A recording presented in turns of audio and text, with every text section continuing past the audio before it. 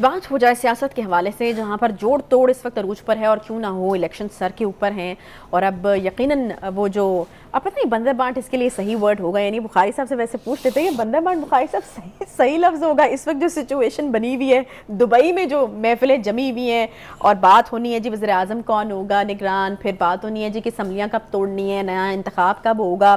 Peoples party और नून league बड़ी active नज़र आ रही है। देखिए, पहली बात तो यह है कि हमारे यहाँ एक रिवाज है, कई दफ़ा लंदन प्लान बना, आपको पता है। शुरू हो जाए आप पीछे से भुट्टो के खिलाफ जो PNA का एजिटेशन था उसके बारे में भी कहा गया था कि लंदन प्लान बना है। उसके बाद बहुत सब्सिक्वेंटली जो एजिटेशन पॉलिटिकल होते रहे हैं उन सब के हवाले से कोई ना कोई प्लान का नाम दे दिया जाता है। दुबई प्लान हो रहा है इस बार। अब ये दुबई प्लान हो रहा है। हाँ। दुबई प्लान क्यों हो रहा है? एक तो ये कि मेरा ख्याल है सारे स्टेक होल्डर्स को ये यकीन आ गया है कि इलेक्शन तो अब होने हैं। अच्छा, इलेक्शन से नहीं बचा जा सकता। अब हुआ है दुबई का। दुबई में आसिफ जरदारी साहब तो खैर अक्सर जाते रहते हैं वहाँ, चूँकि उनका वहाँ क़याम जो है वो 4-5 दफ़ा बड़े क्रिटिकल दौर के अंदर वो जाके वहाँ बैठ जाते हैं। जो सबसे बड़ी डेवलपमेंट है वो ये है कि नवाज शरीफ साहब लंदन से अपना टैया छोड़ के और दुबई आ गए हैं। और दुबई में उनका क़याम 1 या 2 दिन का नहीं है, गालिबन ये कहा जा रहा है कि वो 1 हफ्ते तक दुबई में ही रहेंगे।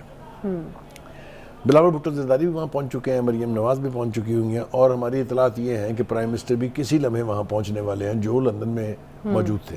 याद है ना आपको फ्रांस के पाकिस्तानी सियासत में पाकिस्तान के अलावा हर जगह। जी हाँ, जी हाँ, जी हाँ। नाला है नून लीग से और उसकी जो वजूहात बयान की गई वो ये हैं कि एक तो जो नई पार्टी बनी है इस्तेहकाम पाकिस्तान पार्टी IPP, नाला है नून लीग से और उसकी जो वजूहात बयान की गई वो ये हैं कि एक तो जो नई पार्टी बनी है इस्तेहकाम पाकिस्तान पार्टी IPP, उस बात हो जाए सियासत के हवाले से, जहां पर जोड़ तोड़ इस वक्त अरूज पर है और क्यों ना हो, इलेक्शन सर के ऊपर हैं और अब यकीनन वो जो अब पता नहीं बंदर बांट इसके लिए सही वर्ड होगा या नहीं। बुखारी साहब से वैसे पूछ लेते हैं कि बंदर बांट बुखारी साहब सही लफ्ज़ होगा इस वक्त जो सिचुएशन बनी हुई है, दुबई में जो महफिलें जमी हुई हैं और बात होनी है जी वज़ीर आज़म कौन होगा निगरान, फिर बात होनी है जी कि असम्बलियाँ कब तोड़नी है, नया इंतखाब कब होगा। पीपल्स पार्टी और नून लीग बड़ी एक्टिव नज़र आ रही है।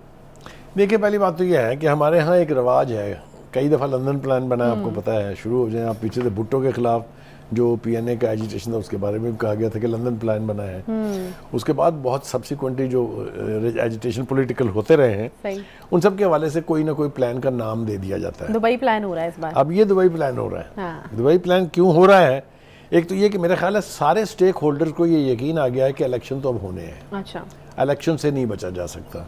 वो जो कभी कोई कह रहा था कि जी इकोनॉमिक इमरजेंसी लग जाएगी, 6 महीने डिलीवर हो जाएगा, कोई कह रहा था लॉ एंड ऑर्डर हो जाएगा जी, कोई कह रहा था जी दहशतगर्दी हो गई जी। तो मेरे ख्याल से जितना इलेक्शन डिले होना था वो तो हो चुका है। अच्छा। और अब चूंकि उनको ये एहसास हो गया है कि इलेक्शन तो अब होने हैं, लिहाजा अब उसके अंदर क्या करना है, कैसे परफॉर्म करना है, कैसे बेहतर से बेहतर पोजीशन हासिल करनी है, उसके लिए जोड़ तोड़ के लिए इस दफ़ा इंतखाब हुआ है दुबई का।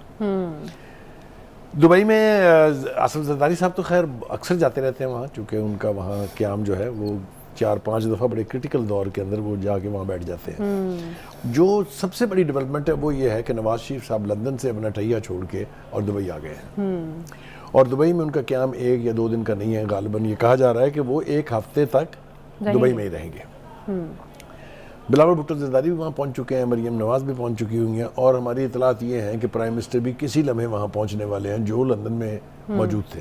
याद है ना आपको फ्रांस के पाकिस्तानी सियासत में पाकिस्तान के अलावा हर जगह। जी हाँ, जी हाँ, जी हाँ। तो ये बड़ी अनफॉर्चुनेट बात है। पूरी दुनिया में आप यहाँ भी देख लें, सियासत जो है वो हमेशा अपने मुल्क के अंदर होती है। लेकिन हमारे यहाँ कभी लंदन है, कभी न्यूयॉर्क भी था, कभी वाशिंगटन भी था। फिर लंदन, जब फैसले मेड इन वाशिंगटन हुआ करते थे तो it was that spot who used to determine कि पाकिस्तान में किसकी। चलिए, ये कुछ शाइन बात है, इसमें बुखारी साहब के नजदीक आती जा रही है अमेरिका, अल्लाह करे कि किसी दिन ये सारा कुछ पाकिस्तान में मुंतकिल हो जाए। अल्लाह करे, अल्लाह करे। देखिए जनाब, उसके बारे में जो सबसे अहम बात है वो ये है कि जरदारी साहब के बारे में ये कहा गया कि वो कुछ थोड़े से नाला हैं नून लीग से और उसकी जो वजूहात बयान की गई वो ये हैं कि एक तो जो नई पार्टी बनी है इस्तेहकाम पाकिस्तान पार्टी IPP, उसका टिल्ट जो है चूँकि नून लीग की तरफ है, लिहाजा पीपल्स पार्टी में ये सोच जो है उसने जन्म लिया है कि शायद इस्टेब्लिशमेंट जो है वो नून लीग की तरफ ज़्यादा टिल्टेड है। ये मैं आपको तासुर की बात कर रहा हूँ, हकीकत में ऐसा है कि नहीं है वो आई एम नोबडी टू जज। इसलिए उन्होंने जरदारी साहब ने थोड़ा सा फासला किया उनसे और उसका पहला रिफ्लेक्शन आया जब बिलावल भुट्टो साहब ने कराची में एक जलसे में तकरीर करते हुए कहा कि अगर 25 अरब रुपए आपने हमें ना दिए तो हम तो वोट नहीं देंगे आपके बजट पास करने के लिए। भी बड़ी अजीबो गरीब किस्म की धमकी थी, इसको आप किसी तरीके से भी बहुत आला मिसाल करार नहीं दे सकते। वो तो दानिशमंदी कह लीजिए या क्विक रिस्पांस कह लीजिएगा, प्राइम मिनिस्टर साहब ने मान लिया वो, और अगले ही दिन वो रकम जो है वो रिलीज हो गई। फिर उसके बाद बिलावल साहब ने पार्लियामेंट के अंदर खड़े होकर कहा कि इससे अच्छा प्राइम मिनिस्टर तो कभी मिला ही नहीं पाकिस्तान को, याद है वो तकरीर भी।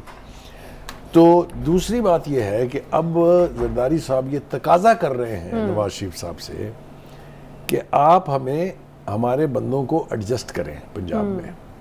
इसके दो मतलब हैं। एक मतलब तो ये है कि जरदारी साहब समेत तमाम लोग ये समझते हैं कि पंजाब में नून लीग की पोजीशन मुस्तहकम है। अच्छा, जो डील उनसे हो रही है, जब अकोमोडेशन की बात करते हैं तो इसका मतलब है कि आपका ख्याल ये है कि वहाँ हमारा डायरेक्ट नुमाइंदा खड़ा होगा तो नहीं जीतेगा। लिहाजा ये बार्गेन ये है कि जिन लोगों के नाम लिए गए हैं, गिलानी साहब हैं, उसके खानदान के लोग हैं, राजा परवेज अशरफ, कमर ज़मान कायरा, नदीम अफजल चंद, करेक्ट, ये वो लोग हैं जो पीपल्स पार्टी के स्टॉलवर्ड्स हैं। अच्छा, वो भी श्योर नहीं है कि अपनी अपनी जगह से वो इलेक्शन जीत बुखारी साहब ये होगा, ये मतलब ये बातें तय हो गई हैं क्योंकि इनके हलकों में नून लीग के भी तगड़े लोग ही होंगे। करेक्ट, यही वो बात है जिसमें नवाज शरीफ साहब उलझे हुए हैं, उनकी पार्टी उलझी हुई है।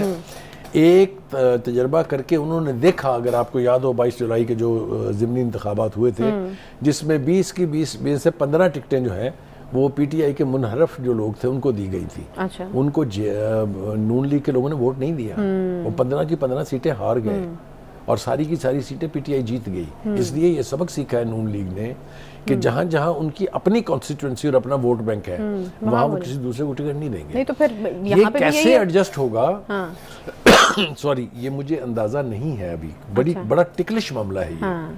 लेकिन चूंकि सारे बैठ गए हैं सर जोड़ के, तो इसका कोई ना कोई नतीजा निकलेगा जरूर। अच्छा, क्योंकि अगर पंजाब में नून लीग अकोमोडेट करती है पीपल्स पार्टी को, तो पीपल्स पार्टी को अकोमोडेट करना पड़ेगा नून लीग को सिंध में। क्योंकि अगर आपको याद हो कि सिंध में भी बहुत सारी कॉन्स्टिट्यूंसी ऐसी हैं, खासतौर से 6-7 तो जरूर ऐसी हैं जहां पीएमएलएन स्ट्रांग रही है। अच्छा। सॉरी, अगर आपको याद हो जहाँ से इलेक्शन लड़ा था शहबाज शरीफ साहब ने उसके खिलाफ, इमरान खान के खिलाफ, कितने वोट लिए थे उन्होंने, बहुत कम गैप था उसका। तो उनकी अपनी सलीम ज़िया जो वहाँ से इलेक्ट होते आए हैं। तो मतलब कहने का ये है कि ये गिव एंड टेक होगा। अच्छा। ये एक तरफा नहीं होगा। इसी तरीके से बलूचिस्तान और केपीके, वहाँ भी कुछ ना कुछ सीट एडजस्टमेंट करनी पड़ेगी इन लोगों को, क्योंकि नून लीग जो है वो केपीके के कुछ इलाकों में बहुत स्ट्रॉन्ग है। अच्छा। मिसाल के तौर पे सवात में अमीर मुकाम साहब का कोई मैच ही नहीं है, वो हर दफ़ा इलेक्शन जीतते हैं वहाँ से। सही है। तो ये जो बंदर बाट का लफ्ज़ आपने इस्तेमाल किया था, इसको मैं गिव एंड टेक से रिप्लेस कर देता हूँ। अच्छा, रियायत कर देते हैं आप थोड़ी सी। ये सब कुछ जो है। अच्छा, दूसरा एक आस्पेक्ट इसका ये है कि इस मुज़ाकरात का हिस्सा बनने की कोशिश कर रही है IPPB। और आपने देखा कि चौधरी साहब जो है वो जहांगीर तरीन से मुलाकात के बाद फ्लाई करके दुबई पहुंच गए हैं और वो दुबई की इन मीटिंग्स का हिस्सा रहेंगे। और 3 दिन के करीब, जो 3 दिन में जहांगीर तरीन भी वापस लाहौर आ जाएंगे, तो फिर से ये एक्टिविटी जो है ये रीस्टार्ट होगी लाहौर में, which is Pakistan political hub. ठीक है। अच्छा, ये तो हो गई सीटों की बात, सीट एडजस्टमेंट की बात, कहाँ पर अपने कैंडिडेट खड़े करने या नहीं करने, और कौन सी हम बातें जो हैं वो तय होंगी। इंतखाब की तारीख भी मेरे ख्याल में उनमें से एक है। नहीं, देखिए, मैं बहुत सारी चीज़ें हैं। अगर आपको याद हो तो एक बिल पर तो खुद सदर अलवी साहब ने साइन कर दिए थे। दूसरा जो इलेक्शन से रिलेटेड बिल है उसके ऊपर जो एक्टिंग प्रेसिडेंट है, चेयरमैन सेनेट, एक्टिंग प्रेसिडेंट बड़े ही एक्टिव है। मतलब वो जिस तरीके से बिल पे बिल साइन करी जा रहे हैं, दस्तखत कर दिए हैं। तो वो जो नाअहली के हवाले से जो बिल था वो अब कानून बन गया है। तो इसका सबसे पहला और सबसे बड़े बेनिफिशियरी 2 शख्स होंगे, एक नवाज शरीफ साहब और दूसरे जहांगीर तरीन। क्योंकि अगर ऑटोमेटिकली एज्यूम किया जाए कि चूंकि कानून बन गया है, लिहाजा वो नाअहली जो है वो ऑलरेडी खत्म हो गई है, they should resume their political role. लेकिन मेरा ख्याल ये है कि इसमें कहीं ना कहीं अदालत की तरफ से इंजेक्शन आना पड़ेगा। अच्छा, ये मेरा ख्याल है, मुमकिन है इसकी जरूरत ना पड़े। अच्छा, दूसरा जो बात है वो ये कि जो पीपल्स पार्टी और नून लीग की क़यादत के बीच जो दूरियां बज़ाहिर नजर आ रही थी, वो अगर ख़त्म होंगी ही तो मामला आगे बढ़ेगा। क्योंकि कोई एक सिंगल पार्टी जो है वो लार्जेस्ट मेजॉरिटी के साथ नहीं जीत पाएगी इलेक्शन, और बिल आखिर इस मुल्क को एक और मखलूत हुकूमत देखनी पड़ेगी।